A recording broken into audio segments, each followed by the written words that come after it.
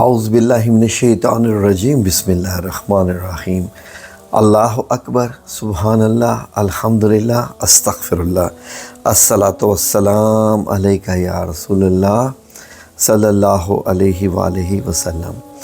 ناظرین، ان دنوں پاکستان میں خصوصاً پنجاب میں آشوب چشم کی بیماری پھیلی ہوئی ہے، جس کو پنک آئی بھی کہتے ہیں یا آئس فلو بھی کہتے ہیں۔ بیسیکلی یہ ایک وائرس کی بیماری ہے جو کہ اس وقت پاکستان میں پنجاب میں زیادہ پھیلا ہوا ہے، اور اب تو خیر 4 دن کی چھٹی بھی دے دی گئی ہے۔ وجہ یہ ہے کہ یہاں پر کیسز بہت رپورٹ ہوئے ہیں۔ تو ناظرین، اس کی وجہ کیا ہے، علامات کیا ہیں، اور اس کا روحانی علاج کیا ہے؟ سب سے پہلے یہ ہے کہ یہ تو وائرس کی وجہ سے پھیل رہی ہے، اور یہ ناظرین اگر کسی کو یہ ہو جائے تو اس کو کیا کیا کرنا چاہیے اور اس کو محسوس کیا کیا ہوتا ہے۔ اس کو یہ ہوتا ہے کہ اس کی آنکھوں میں سرخی آ جاتی ہے، اور ایک جھلی بنتی ہے جو سرخ ہو جاتی ہے، اور اس میں بہت جلن محسوس ہوتی ہے، چبھن محسوس ہوتی ہے، سوزش ہوتی ہے آنکھوں میں، اور متاثرہ آنکھ سے پانی نکلنا شروع ہو جاتا ہے۔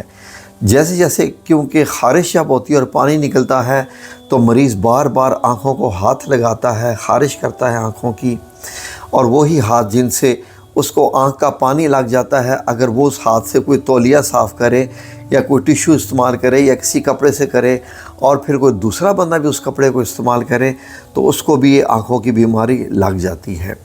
یہ وائرس کی بیماری ہے، اس لیے یہ بڑی جلدی پھیلتی ہے۔ تو اس لیے اس میں سب سے زیادہ احتیاط کی ضرورت یہ ہوتی ہے کہ اگر کسی کو یہ ہو گئی ہے تو وہ اپنے جو استعمال کی چیزیں ہیں، جن میں تولیہ، ٹیشو پیپر یا کوئی اور کپڑا جو استعمال کر رہے ہیں، وہ علیحدہ سے رکھے، کوئی اور بندہ اس کو نہ چھوئے، اور ڈائریکٹ آنکھوں کو جو ہے اس میں دیکھنے سے بھی پرہیز کریں۔ دوسرا یہ ہے کہ گیدرنگ میں بالکل مت جائیں اگر کسی کو ہو گئی ہے، اور دھوپ میں بھی نہیں جانا۔ دھوپ میں جانے سے اس میں زیادہ جلن محسوس ہوتی ہے، اور اس کا اثر زیادہ ہونا شروع ہو جاتا ہے۔ تو دوسرا یہ ہے کہ فکر کی کرنے کی زیادہ بات نہیں ہے، اس لیے کہ عموماً یہ بیماری 10 دن میں خود ہی ٹھیک ہو جاتی ہے، 10 دن میں۔ لیکن اگر آپ اس کو آنکھوں کو بار بار رگڑتے رہیں گے، بار بار کپڑوں سے صاف کرتے رہیں گے، اور اس طریقے سے یہ پھیلتی جائے گی، تو پھر یہ لمبی ہو سکتی ہے۔ اس کے لیے احتیاط کیا ہے، سنیے۔ اس کے لیے بہترین جو ہے وہ احتیاط سب سے زیادہ ضروری یہ ہے کہ جیسے کہ بتایا کہ دھوپ وغیرہ میں نہیں جانا، اور اپنے استعمال کی چیزیں علیحدہ۔ پھر آپ ایسا کریں کہ اگر آپ کا ہاتھ لگ جائے، آنکھوں کو اگر آپ نے چھو ہی لیا ہے، آنکھوں کو نہیں چھونا، رگڑائی نہیں کرنی۔ چبھن ہوتی ہے، ہونے دیں، چند دن کی بات ہے، برداشت کریں۔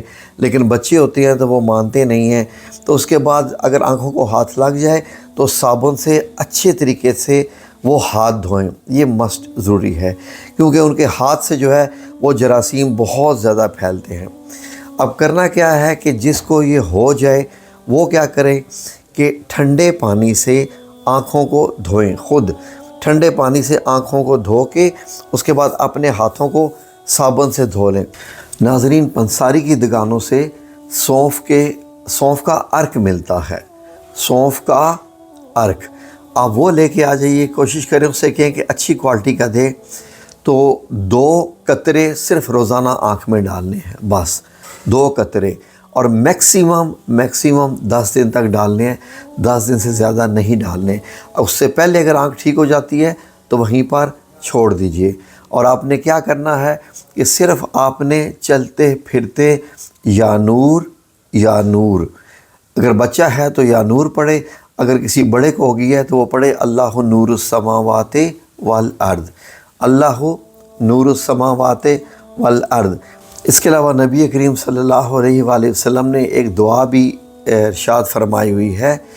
پوری دعا 2 لائنوں کی ہے، جو کہ اللہم عافنی فی بدنی، اللہم عافنی فی سمعی، اور اللہم عافنی فی بصری، لا الہ الا انت۔ تو آپ صرف اس کا یہ بھی حصہ پڑھ لیں کہ اللہم عافنی فی بصری، لا الہ الا انت، یہ بھی آپ پڑھ لیں تو انشاءاللہ باذن اللہ تعالیٰ یہ ٹھیک ہو جاتا ہے۔ فکر کرنے کی بات نہیں ہے، وائرس ہے تو بہت زیادہ پھیلنے کی وجہ سے جو ہے وہ اس میں احتیاط بہت ضروری ہوتی ہے۔ انشاءاللہ اللہ سے دعا ہے کہ اللہ رب العزت ہر کسی کو ہر کسی بیماری سے محفوظ رکھے۔ تو انشاءاللہ باذن اللہ تعالیٰ آپ احتیاط کیجیے اور جو بتایا ہے کریں تو بہت جلد ٹھیک ہو جاتی ہے۔